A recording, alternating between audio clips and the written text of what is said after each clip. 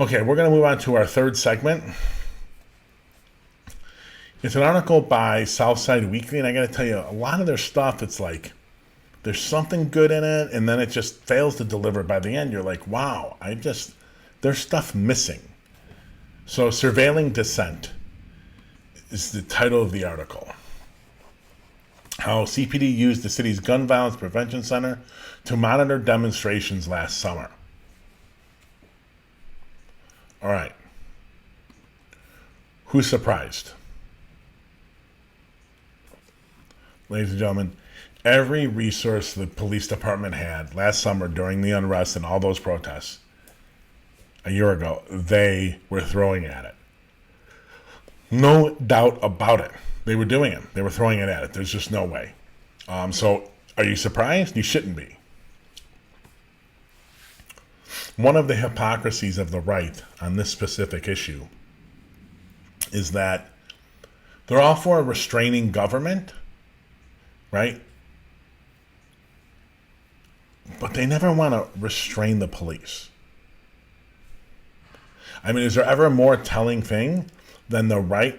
The right want to restrain government, everything but the police. I mean, that's about as telling as you can that the police are not there to oversee them. So this article is about these gun violence prevention centers, what they were called summer operation centers that Brown instituted Memorial Day 2020. Excuse me. And supposedly it had a singular focus, reducing murders and shootings over the summer. Not after everything that happened. No way. So, let's see what the article says. But internal documents obtained through the Freedom of Information Act requests show that almost immediately after the SOC's Summer Operation Centers going on gun crimes, SOC's creation, with the onset of citywide protests against racism and the police murder of George Floyd, the police department began using the Violence Prevention Center to monitor and share intelligence about political demonstrations. The police continued to use the SOC to surveil political organization through the summer and fall, even going so far as to quietly add protest monitoring to the center's stated mission. Yeah, it's not good, but I don't see, like, I see the smoke, I just don't see the fire. All right? I mean, the police department is in the Fusion Center, with the FBI and all the alphabet agencies in there. Every state's got them. Some states have a couple. I think Illinois has a couple. One is Chicago has one, where they're all sharing intelligence, social media, everything.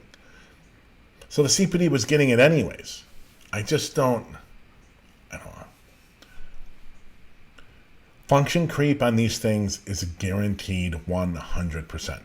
It'll never stay where you want it to stay. When you give policing and like the alphabet agencies, you give them this power, it is automatically going to be used at some point for nefarious purposes it was not designed to use. It's 100%.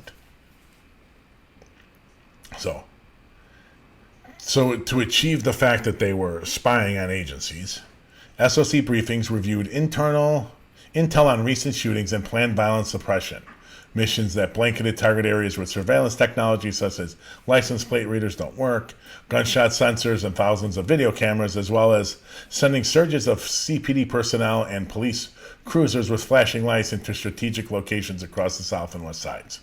We see how well that worked, right? Didn't work. That was what these summer operation centers were doing. Did not work. Most of that tech, license plate readers work, but they're not really there for what they're not a gun violence prevention strategy.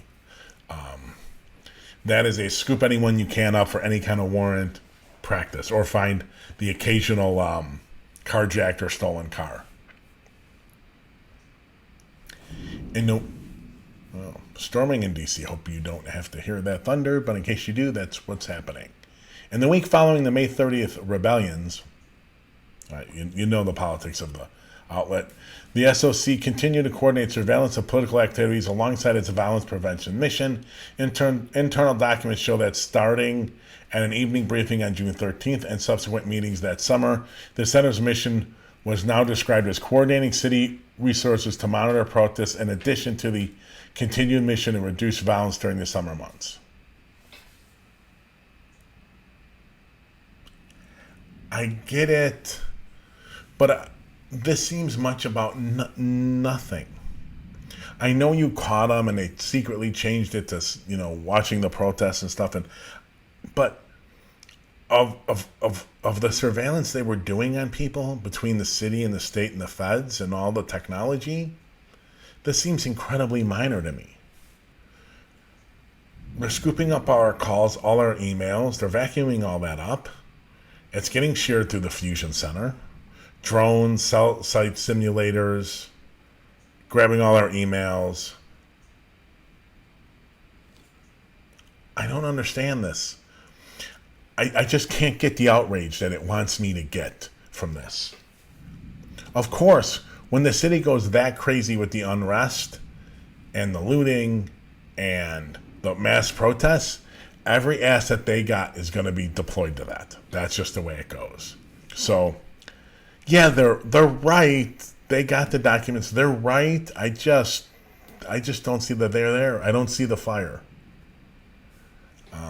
I think it would have been interesting if they got more about the intelligence that the feds, the DEA, the FBI, and them were sharing with the CPD through the Fusion Center and deploying all kinds of surveillance technologies in Chicago and cities around the country. I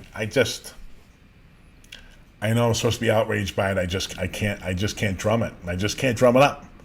And maybe it's because I've read countless books and articles and academic research on the surveillance police departments do that I'm just not there. Maybe for just a general audience that worked.